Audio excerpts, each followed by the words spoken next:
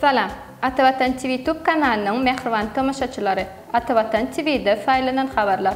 Habermizin 2023 yılın 30 noyabrına qıfanına. Atavatan media toparı Steve Jobs'un oyuna varıp gördü. Xabaryaqa devletlerinin daşarı işler ministerleri Moskvada duşur. Dubayda COP28 halkara maslahatı başlayar. Diplomatiyanın grossmeisteri Kissinger aradan çıktı. Mehriban tamaşaçılarımız, gelingen olsa haberlerimize xas genişleyin geçelim. Atavatan media toparı Steve Jobs'un oyuna varıp gördü. Dünyaveli Apple kampanyasını ve onu esaslandıran Steve Jobs'u bilmeyen azdır. Bu kampanyanın iPhone telefonları tutuş dünyada meşhurdur. Apple kampanyasını esaslandıran Steve Jobs'un oyu Amerika'nın Birleşen Ştatlarının Silikon Jülgüsünün merkezi şehri hem de trilyon dolarlık kıymeti olan Palo Alto şehrine yerleşir. Golayda Atavatan media toparı Steve Jobs'un oyuna varıp gördü. Akıllı telefonları bizim günlük durmuşumuza girden Steve Jobs Palo Alto şehrine yaşaptı.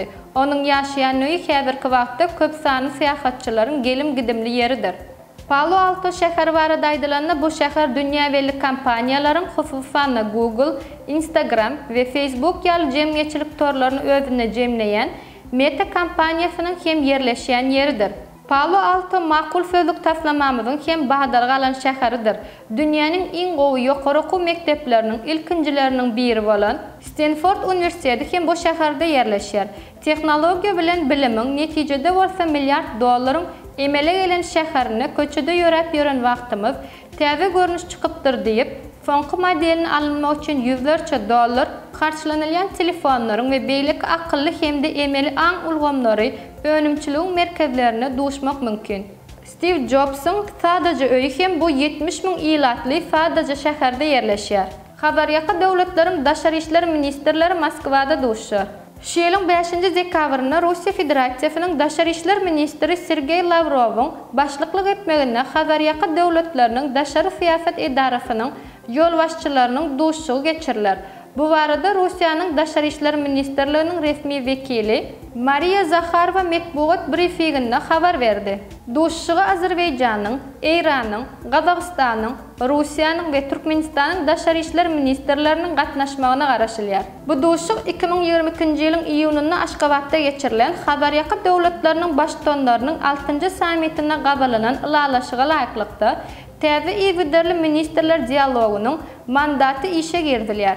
Duşuğun başında Xabaryaqa devletlerinin arasındaki hizmetdaşlığı göstermek babatda özara qızıqlanma bildirýän meselelerin giň toplumy ara alyp maslahatlaşylar. Şeýle hem Rusya Federasyasının Daşarı İşler Ministri Sergey Lavrov'un bu duşuğun çäklerini özünün kärdeşleri bilen iki çäk duşuklar hem gözüňde tutulýar. Dubayda COP28 halkara maslahaty başlaýar. Şu gün yakın gün doğru Mali ve Teknoloji Merkezi hasaplanyan Birleşen Arap Emirliklerinin Dubay şehrine 140'dan gowrak devletin yol başçılarının qatnaşmağına Birleşen Milletler Guramasının Howanyň üýtgemi boýunça çarçuwaly konvensiýasyna qatnaşyjy tarapların 28-nji maslahaty öz işine başlaýar. COP28 maslahatyna başlyqlyk edýän Birleşen Arap Emirlikleri dünýäniň öňde barjy newit öndürjileriniň biri bolmak bilen halkara cemiyetçiligini pes uglerotly geljeğin gazylyp alynýan ýangıç serişdelerinin ýüze görmezden hem mümkinçiligini ynandyrmak isleýär. Bu halkara maslahatyň ýol başçysy hökmünde Sultan Ben Ahmed Al Jaber saýlanyldy. Ol Birleşen Arap Emirlikleriniň Senagat we öňde barjy tehnologiýalar ministri şol wagtda Abu Dhabi'niň milli newit kampaniýasynyň ýol başçysydyr. Dubayda bagdalgalyan halkara maslahat 12 dekabrgacha dowam eder. Dünýäniň dürli döwletlerinden 70 000'den gowrak wekiliyet gatnaşar. Olaryň arasynda döwlet başdanlary, iri kampaniýalaryň, hökümete degişli däl guramalaryň wekilleri, şeýle hem ilmi barlawçylar, bilermenler we jurnalistler bar. Birleşen Milletler Guramasynyň Howanyň üýtgemi boýunça çarçuwaly konvensiýasyna gatnaşyjy taraplaryň maslahatynyň iň köp gatnaşyjy forumlarynyň biri bolar. Howanyň üýtgemi boýunça sammitiň esasy wezipesi Paris ılalaşygyň maksatlaryna ýetmek uğruna edilýän tagallalary seljermekden ibaratdyr. Bu ulalaşyk 2015-nji ýylyň 12-nji dekabrynda kabul edilipdi.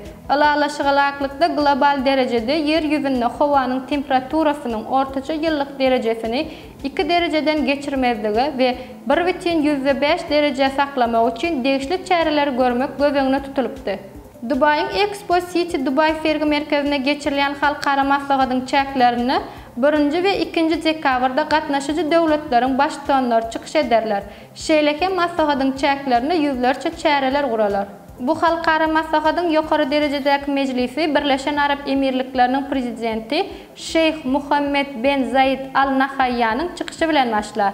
Şeýleke maslahada ýakyn günnägerden Saudi Arabistanyň miras düşer şahzadasy Muhammed bin Salman Al Saud, Katar'ın emiri Şeyhi Tamim bin Hamad Al Thani, Bahreyn'in padişahı Hamad bin İsa Al Khalifa, Müsir'in prezidenti Abdel Fattah As-Sisi ýaly ýolbaşçylaryň gatnaşmagyna garaşylýar.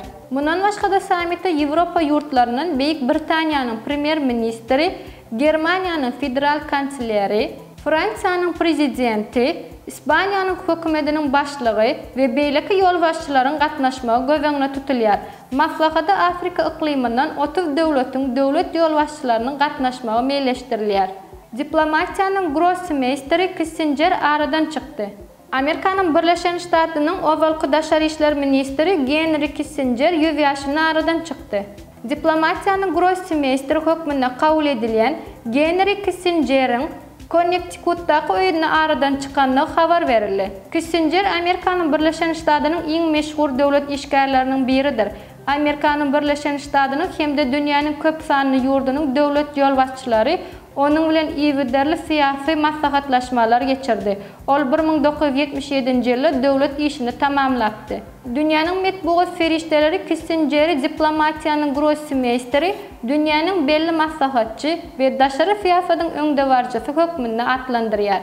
2015-nji ýylda geçirilen pikir soraşmada Henry Kissinger soňky 50 ýylda Amerikanyň Birleşen Ştatlarynyň iň netijeli döwlet sekretary, ýagny daşary işler ministri derejesine eýe boldy.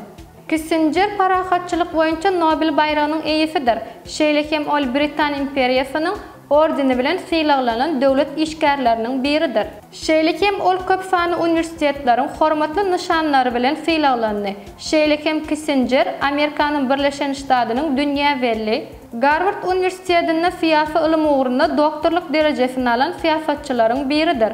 Hormatly tamaşaçylarymyz, saýlanan habarlarda size ýetirmek isleýän habarlarymyz şulardan ibaret. Şeýlekem Türkmenistan Xitay halkara avtomobil gatnawlary hakynda ulalaşyga gol çekdi. Türkiýede taliplere wagtlaýyn ýaşamak üçin ruhsatnama almagyň tertibi. Garaşly döwletler arkalaşynyň prezidentleriniň duşşugy Russiýada geçiriler.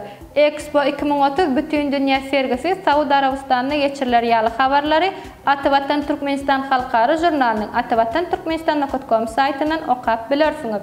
Gepleşiklerimiziň indiki sanyna görüşýänçek hoş, sag bolun.